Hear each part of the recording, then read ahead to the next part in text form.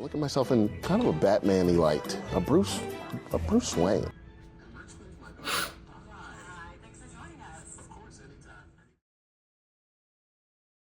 Yeah, so they started calling me by name at my new coffee shop. Did they? And they're giving me extra grounds when I ask for grounds, which was already an advancement because I was asking, like, where does this come? What's this origin? And it's Son, I have to ask perfect. you a question. What, about coffee? I'm your guy. I know a lot about coffee. You seem really happy. I am.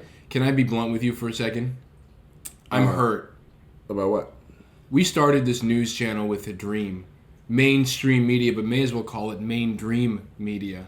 Right. Yep. And I'm, frankly, torn. Because you think when you have an opportunity that you can go on another news channel and I'll be perfectly okay. Don't even ask me my opinions, my thoughts. Sure, I'm happy for you, son. Thanks. But I'm also, Kyle, not right now! I'm also really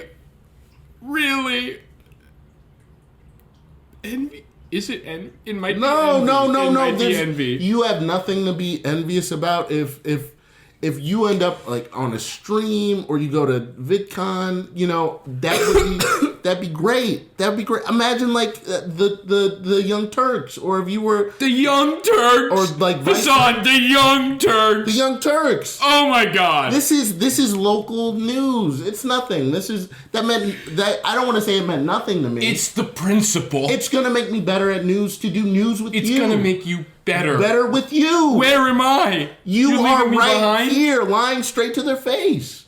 We're just doing news, and it's okay to do news with other people. Okay. When we got into this, I thought this was gonna be really like low maintenance. I thought we'd be able Low maintenance. I wanted to I can't dip my toes in the other newsrooms. Dip your toes into any newsroom you want. I can't get on the beat. You know what? Do whatever show you want. I can't get on the beat. I can't do a little weather. Are you fucking serious? Now we have to bleep that out because that's in the first couple minutes. What would you think if I went on Fox News tomorrow, huh? That'd be crazy. What would you think? Fox is way different. Channel 8. You know what, Sean? Channel 8 is way I accept different. your invitation. This is crazy. I'm coming on.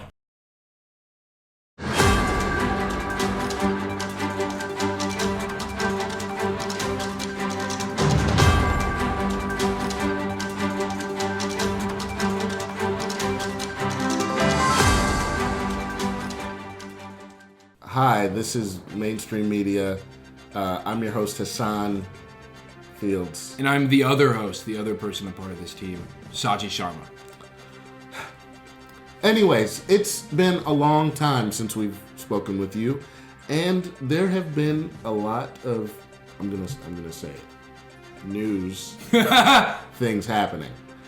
But while it does look bleak, I was going to say there's a silver lining, but I don't really know if there's a silver lining in this. There's really no silver lining. Yeah. There's a lot of things happening. As Hassan mentioned, it's been a while since we talked about the news.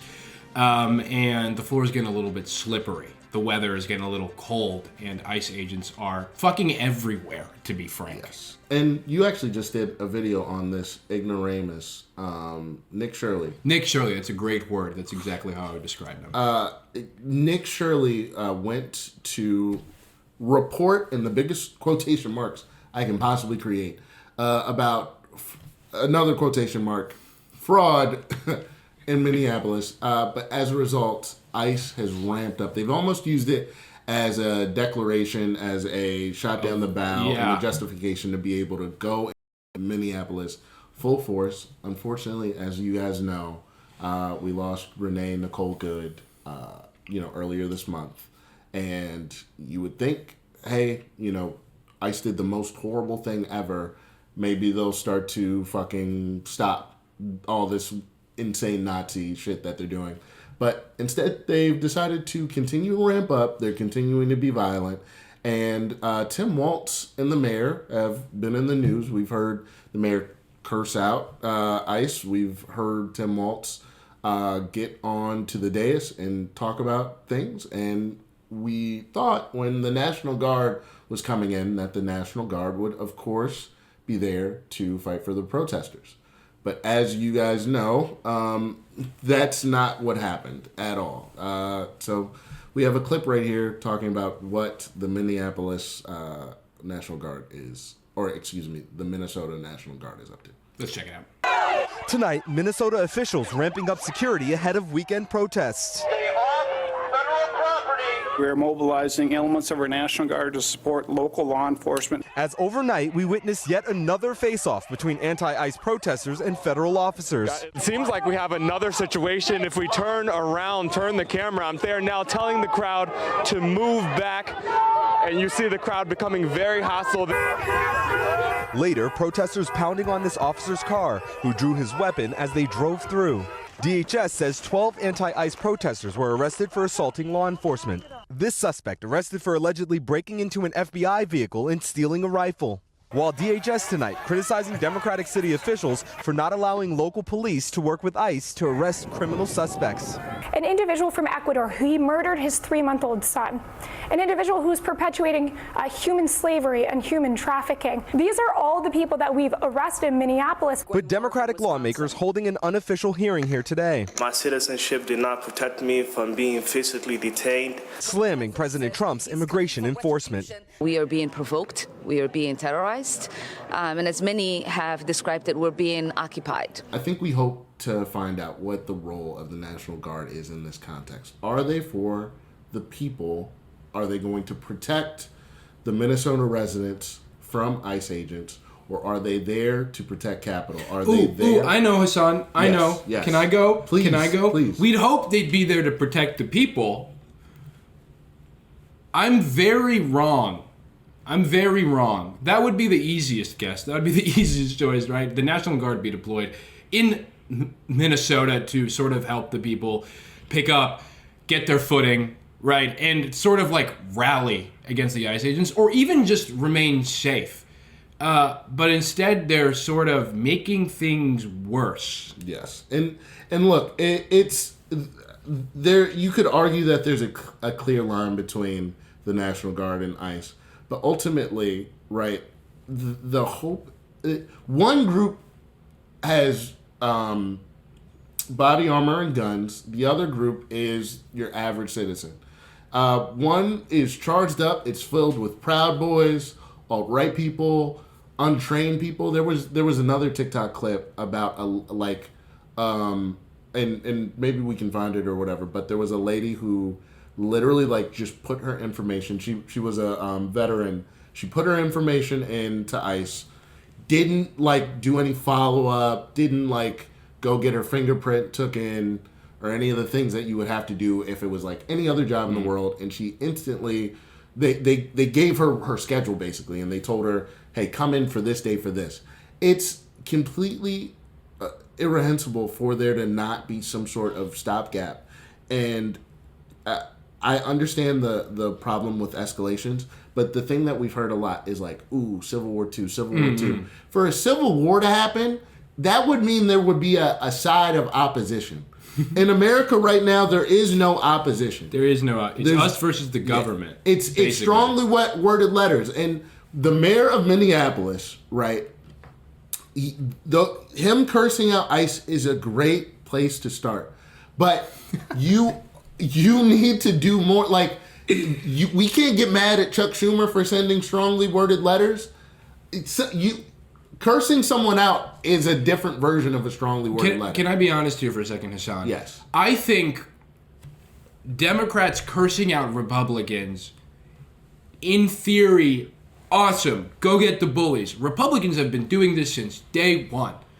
We're 6 years behind, maybe even 10. Who knows at this point? I've lost count.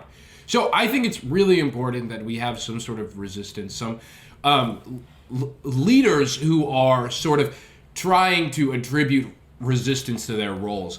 But I think that falls flat when you realize that the National Guard being deployed by Tim Walz, correct? Yes, who in 2020 during the George Floyd protest also utilized the National Guard that was violent with protesters.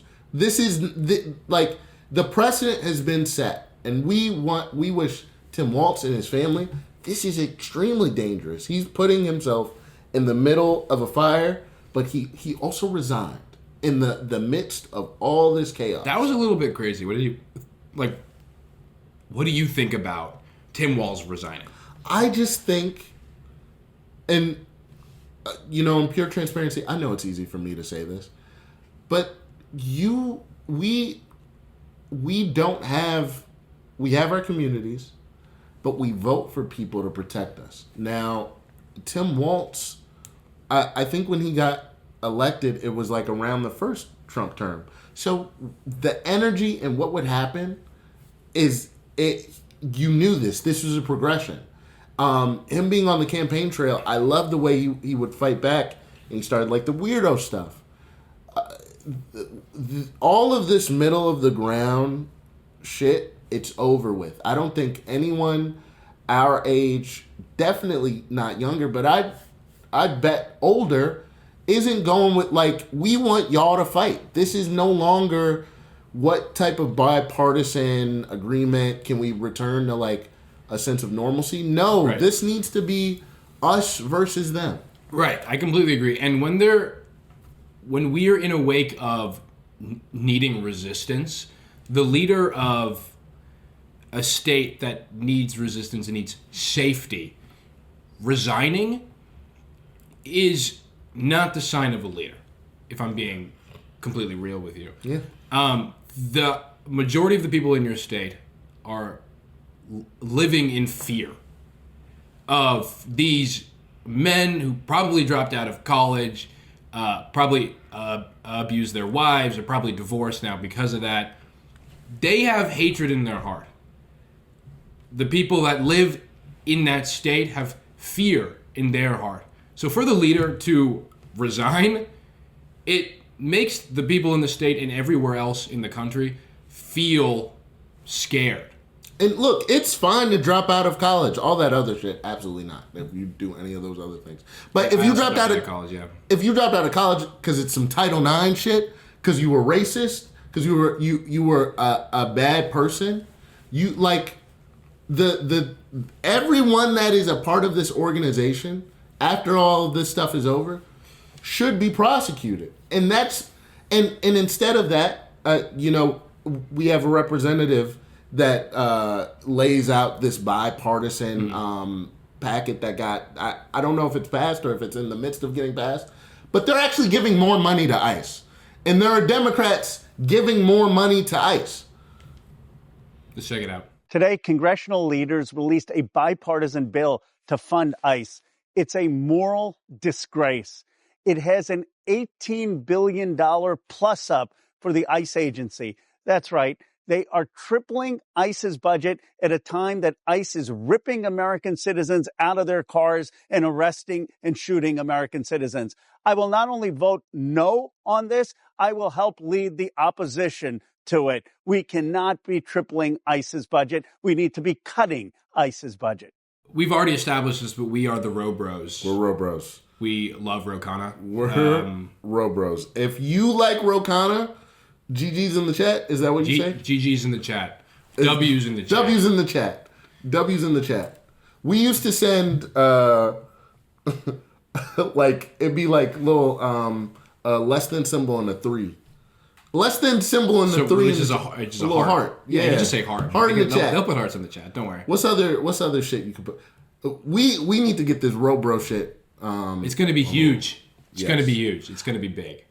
Like, go back to him a little bit. He just not dripped up though. If he got a little bit of that, like Obama and Zoran, they got a little bit of that. They have that swag. They have that. He don't got to. But he's tall as hell. Which means it's easier to have swag when you're tall. You know what I'm saying? Like, it's easier to wear less but still look good. Can you type in Row Kana edit and TikTok into the visual? We might have to be the ones to make the first edit. Yo. Yeah, there are no edits. We're gonna make the first edit. There are no edits of Row Bro Kana, but we are gonna make the first edit of Row Kana. We had already brought this up in the beginning of the video, but we also want to talk a little bit about Nick Shirley, who I made a whole video about. But since then, there has been a lot more that has unfolded. Nick Shirley recently went on an interview with Andrew Callaghan in his channel, Channel 5, another news channel that we're actually competing with. So if you guys could subscribe to our channel and unsubscribe from Channel 5, we'd really appreciate it. Anyway, Nick Shirley... Andrew be around the guys with the laser pointers. Guns? Laser guns? Yeah. He could... hey, guys, could you go to wherever these guys are? And he could get us touched. He could probably get us. He knew that he did a thing with the 6'7" dude. 6'7"? Did he really? Mm-hmm. He's done interviews with basically everyone that's been famous ever, I think. Yeah. No, he's got a lot of pull. But they did recently do an interview, and it didn't go too well for Nick Shirley. Let's play some clips from that. It's just simple supply and demand. If you have 20 million people who need to come and buy a house or rent an apartment, and you have other people who need it, you're going to raise the prices.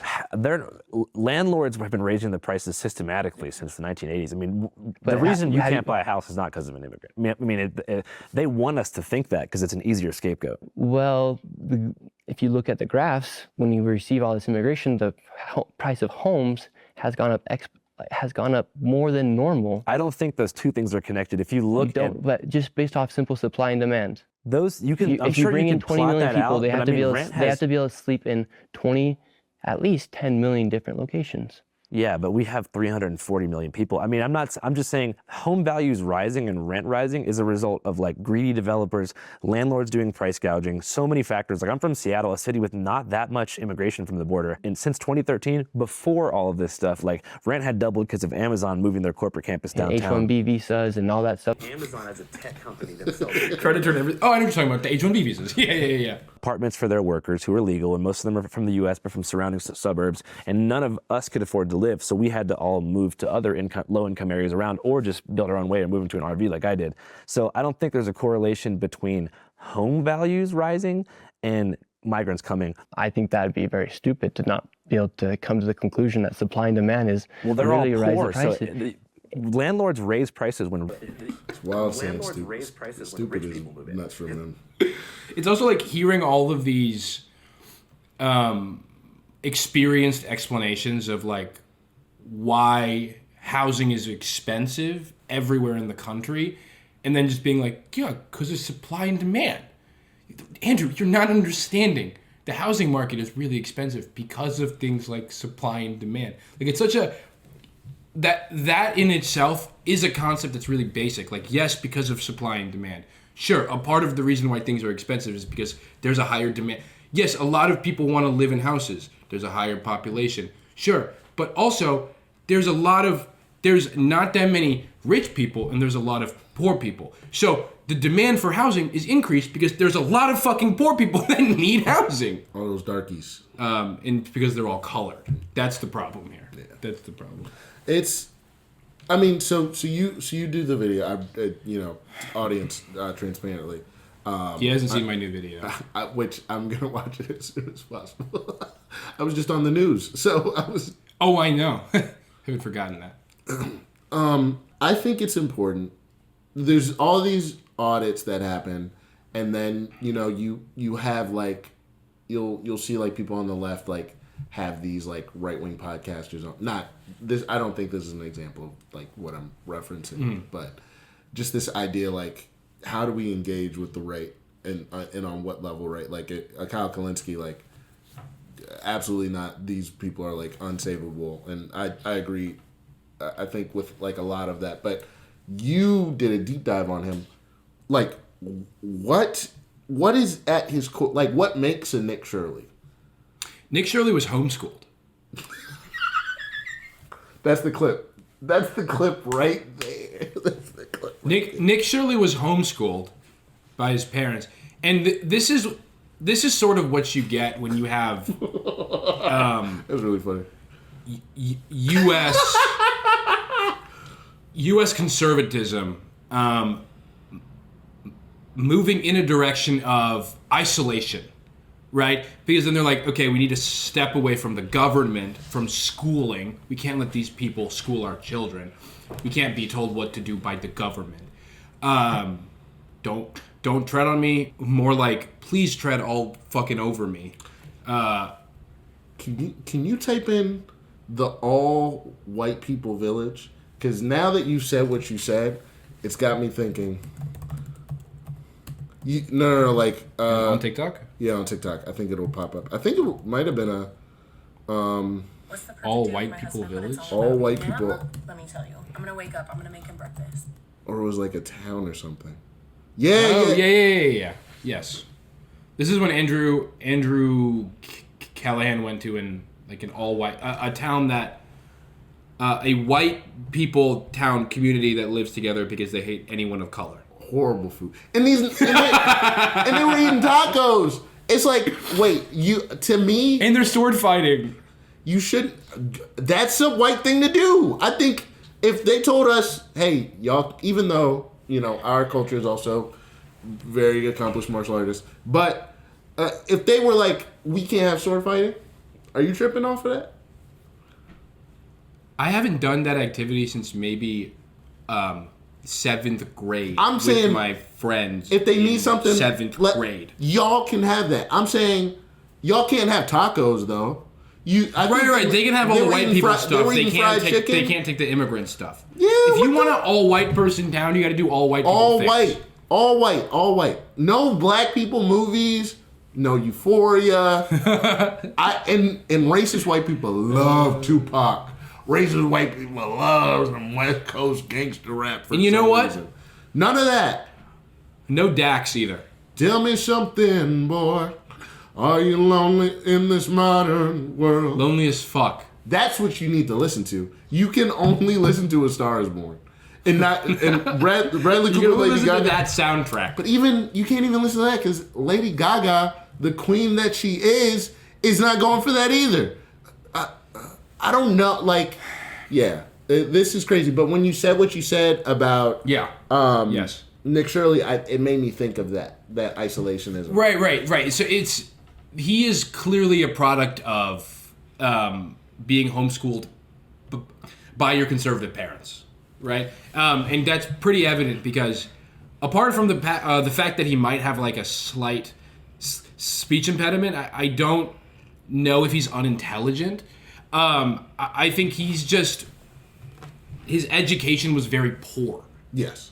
And I think he was brainwashed. I think he was radicalized, probably by his parents. And that's very evident now. Like, if you look at all of his stuff, you'll see his mom everywhere. She's very involved.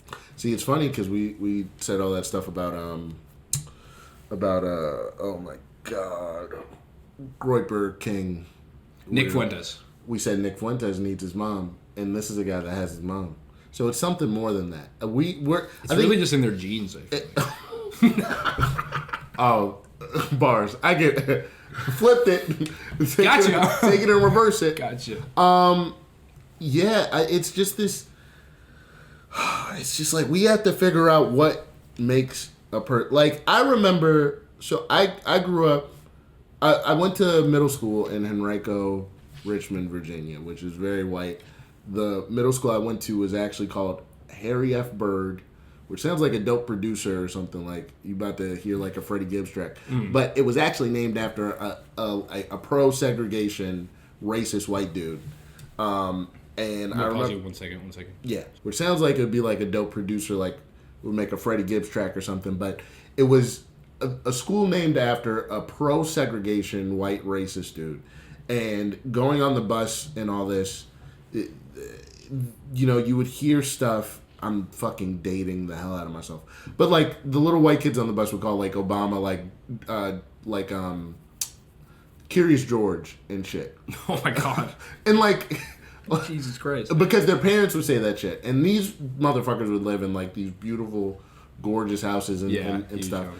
And it's like I do agree. I know you were like joking. I do think some of this is like in your soul, but it's also obviously indoctrinated. I think it's the idea that it comes from the top down, that obviously like the powers that be and like the billionaire class don't want us to be unified on a class basis.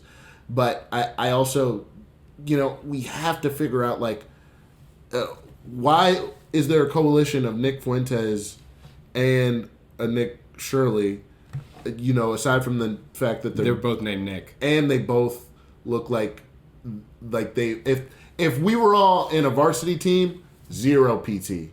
hey, you're going to clean the fucking locker. Also, just have to say, there's a lot of stereotypes about non-white people. And I just got to disagree with, all of them, but also, namely the ones, I'm not going to name it, but I will just say all white people do look alike. They do. And it's not any other way around. And it's always that balding shit. They be balding a lot. And it's always like the Actually, go back to Nick Shirley and the other Nick are definitely balding. They definitely have the hair over their balls. Like you can tell. Like you can tell their hair is receding. Like look at this dude. Look at the old. He's hiding. He's hiding it, bro. You would get beat up if you he's said something. At least he's standing on business. See, he's hiding a receding hairline for sure. And they're all like that. So anyway, back to the Nick Shirley stuff. We're getting a little bit off topic here. Andrew Callaghan and Nick Shirley were on a podcast together. Nick Shirley, after getting harassed and insulted because he's not very good with his words or vocabulary, which again, homeschooling, he got upset and made a lot of claims about the interview with Channel 5, namely that there's a lot of stuff taken out of context. Andrew sort of clipped a lot of stuff and edited out a lot of information, a lot of points that Nick was talking about where he felt like he felt good and felt like the argument was in his favor. And not even a day after, Channel 5 released a video to debunk all of those claims. It was pretty thorough, and I'm going to be honest with you, Nick Shirley kind of doesn't have any... he wasn't really right about anything he was talking about. They were very, very thorough. Let's watch a quick snippet of the video from Channel 5. All right, so normally and historically, my policy for whenever somebody's saying some factually inaccurate stuff about me online is to turn the other cheek, keep my head down, and get back to grinding. But in this case, with Mr. Nick Shirley, who is now falsely accusing me of conducting an unfairly edited interview, I think I'm going to pick option 2 and let people know what went down. Journalistic integrity is something that I kind of take a little bit seriously, and I can see a future wherein access is limited to prominent people, especially conservatives, if I don't dispel this false narrative immediately in its entirety right the heck now. So to do this right, I'll have to show you a couple of things, including text messages between him and I, and actual footage of the working Premiere sequence that I based off of your experience with Premiere, was this an exceptionally cut up interview? Well, it's not even necessarily that it has a lot of cuts. It's a lot more of the fact that in a professional interview that's filmed in the style of a podcast, the actual recording and raw footage is going to be very long. There's going to be a lot of dead air. There's going to be a lot of times where you don't want to, it's going to go over the runtime. Yeah. Their interview went for, I think it was 3 hours, right? And that's a long time. But the raw footage was probably around 4 hours. Oh, okay. If the interview might have been 2 hours, and then the raw footage was 3. Right. But still. So it's just editing out the fluff. Not anything important. But even still, which we're about to see right now, Andrew does mention and talk about how he actually helps Nick out. Because there were a lot of instances in the interview where Nick is kind of having a hard time, and the edits that they do in the video are actually in his favor. Within human services. This is the before. I'm going to show you the raw footage, and we'll see how with the magic of editing, we were able to make Nick sound actually smarter and faster than he was in person. Check this out. How does that make you feel, gratification-wise, as an independent journalist? Well, I think it's the first video you've seen in a long time where a journalist actually went and created a video that created a change instantaneously.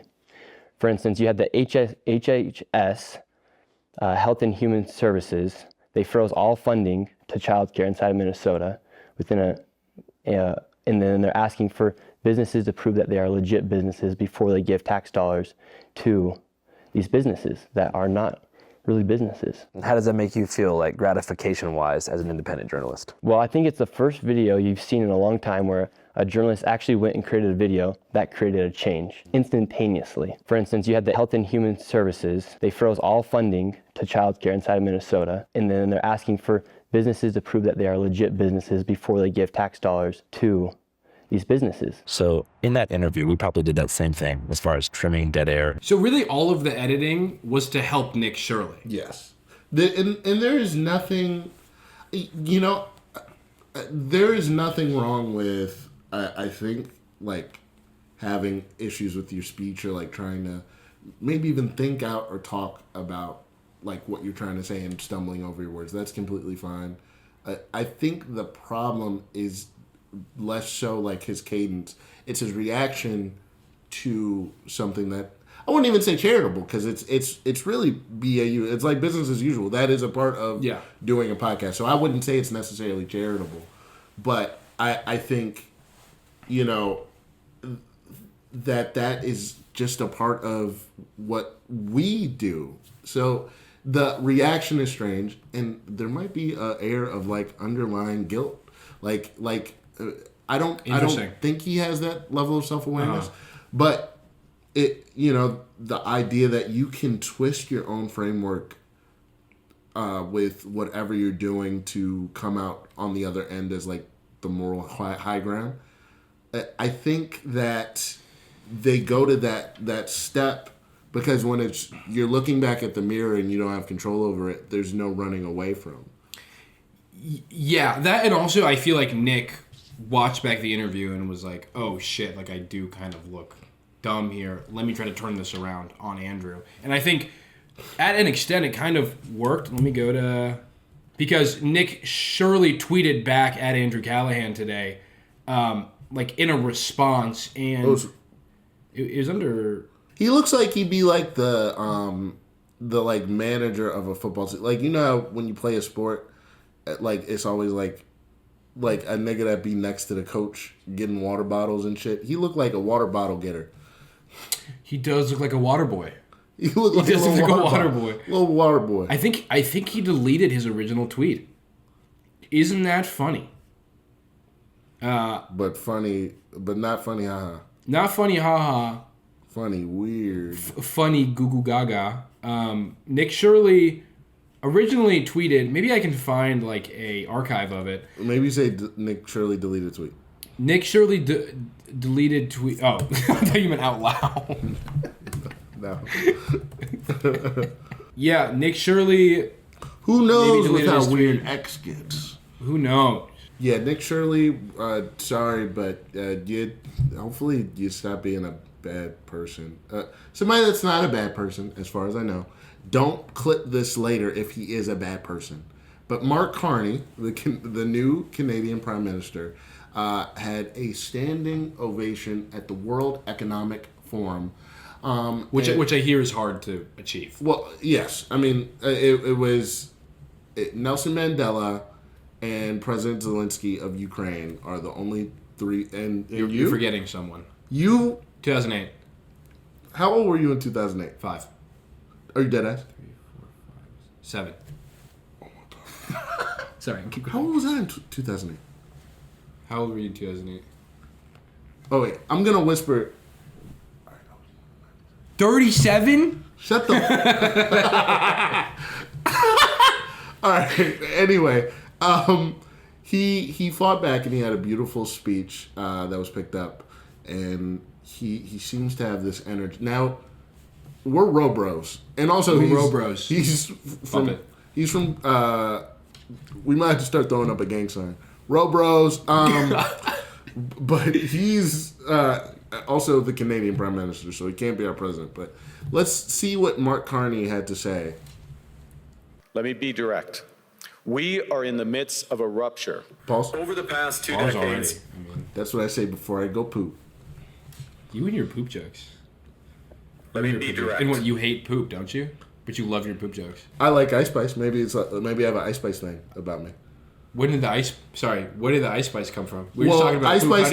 Spice Ice Spice talks about poop and she doesn't like poop. She just likes You talking don't about fucking poop. know that. You don't know if she doesn't like poop. We don't know if I don't like poop. Have you ever heard of the concept of projecting, Hassan? Yes. Are you saying I'm projecting on Ice Spice? No, I think you're projecting about poop. But I don't like poop. Poop-jecting. I'm very anti-poop. You say you're anti-poop, but you love your poop jokes. Poop jokes. They're very easy to get a laugh. I wipe with water and soap, and every time I poop, I take a shower. It feels a little much. Back to the video. Over the past 2 decades, a series of crises in finance, health, energy, and geopolitics have laid bare the risks of extreme global integration. But more recently, great powers have begun using economic integration as weapons. Tariffs as leverage, financial infrastructure as coercion, supply chains as vulnerabilities to be exploited. You know it's good when the shit is boring. When the shit is boring, with Trump, it'd be like entertaining. It'd be like the last episode. Not entertaining, but like you'd be paying attention because it's like, what's gonna happen to me? This is crazy. I couldn't predict what he's gonna say next. All this shit totally blanked out. We had a conversation. How does like that? We had a conversation pre-pro about this. This is boring as shit. But it's good. And as you said earlier off camera, he looks like a leader. Yes. He's stoic. He's got good posture. You know, his eye, he's looking at you in the eyes. Yes. Right? Not looking at me, but at a reporter maybe. King shit. Not king shit. I mean that colloquially. Though Canada might have a king. I don't know nothing about king. All that being said, these are all things we look for in a leader. Yes.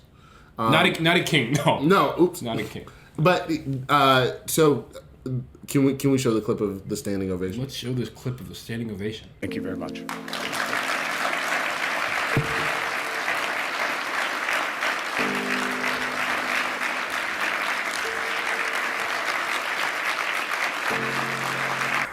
And all of this, of course, is happening in the face of Trump going for Greenland, which was one of my initial 2026 predictions that I backed out of because you made me feel unsafe. Well, and listen, who else backed out of it? Trump. Exactly. Great segue. You were born for this. You should be on Channel News. I take back everything I said. You know me. Channel 5, here it comes. Actually, maybe no comment on that. President Trump announced what he called the framework of a deal over Greenland, the Danish island. This shit is instantly more. Yeah, I'm like enthralled. So scary. But the president said it would allow the U.S. to build missile defense bases and mine for minerals under Greenland's ice. But even though President Trump has taken an off-ramp, many Europeans and Canadians say the damage has already been done to the U.S. relationship with its most trusted allies. Nick Shirley starts our coverage. In Davos today, after a week of threats against the U.S.'s closest allies, a week in which he tied a possible takeover of NATO territory to not winning the Nobel Peace Prize, President Trump walked back from the precipice. We have a concept of a deal. I think it's going to be a very good deal for the United States, also for them. A deal for Greenland, the world's largest island, which has been part of the Kingdom of Denmark since 1721.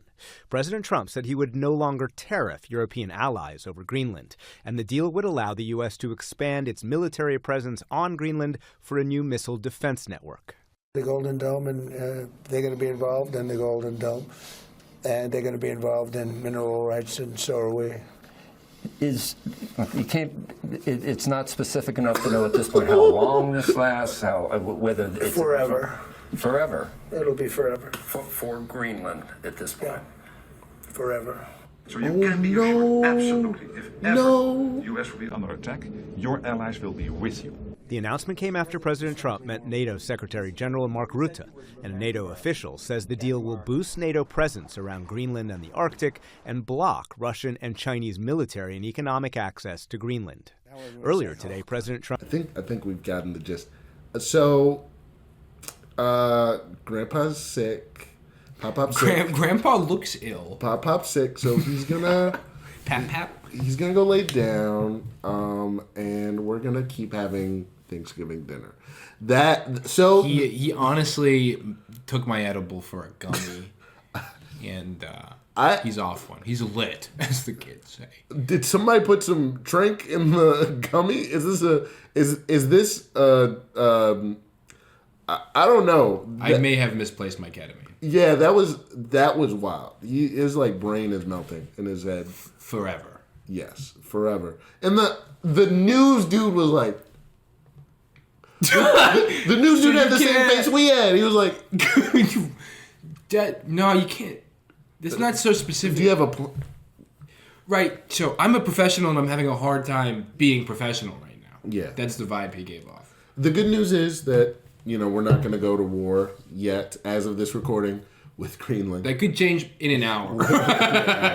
Oh God! But it's just we're walking the tightrope. What do you think about the idea that our relation? And I guess this could be like the last topic or whatever, but like the idea that our relationship is like forever changed. Do you think that with a lot of the like European countries? Yeah. I mean, I'm upset, but I'm not surprised. Like if you threaten Greenland months on end, that's going to rupture some kind of relationship. How do you think it'll be like bad, or just like okay? Like it honestly all depends on power. It depends on what side those European countries want to be on. Like if they need to be on the US's good side, they have to play nice. I think that this will, the next step, if we were still doing the prediction video, I would think that the NATO European countries, because obviously Russia's on their doorstep, I think that they will start to like consolidate their own power, like realize like, okay, maybe having our only insurance for anything happening is having like American bases everywhere. Maybe that is not the move. Now, I don't think you could be as aggressive as like getting them all to leave. But yeah, there was that moment where a lot of Andrew Callaghan today. He had went with Vice, and like they were talking to like the special forces over in Greenland. Yeah. And I would assume it would be something like that, but at scale, because a lot of military stuff is posturing. So I could see more posturing, more tests. It definitely ramped. It's giving. The friend that we already didn't really like crashed out in the group chat, but didn't leave the group chat, and then acted like everything was fine afterwards. And then you can't really have that awkward conversation because everything's like okay now. So you're kind of like, okay, are we back to being friends? Is that how this is? But we're all gonna hang out without that friend. Without telling them, we are that friend. We're living in the country that is that friend. Yikes, yo! I will learn French if you want to take me, please. I love maple syrup so much. I do want to leave the country. I do. Very badly. But that's the other thing. That's my other argument is like the US is still the hub for so much technology, power, trade, and it's like leaving this country, like we miss out on opportunities for our careers. Yeah. You know what I'm saying?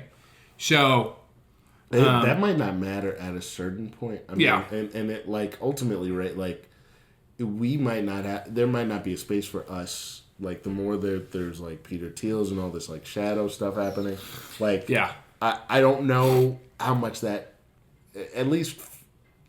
Like I could see a world where most of the elites that are in the entertainment industry don't live here because they already outsource a lot of filming and stuff anyway. I think that, I'd like to leave the country too, but it's just like a matter of, like, we are on the East Coast right now, and there's about to be a huge snowstorm. Huge winter storm. And, for a second, I thought about going to a relative to miss the snowstorm. But then I thought, like, if I leave, what will happen to everything that I've built here? Like, will my pipes burst? And yeah. Like, there's that famous video of somebody's pipe bursting and then freezing over, and it's supposed to be that level of cold. The idea that you can leave everything, along with like in this analogy, it'd be a roommate or something. Yes, it's tough. So hopefully, Ro Khanna will come and save all of us. Thank you for watching. We're the Row Bros. This has been mainstream media lying straight to your face.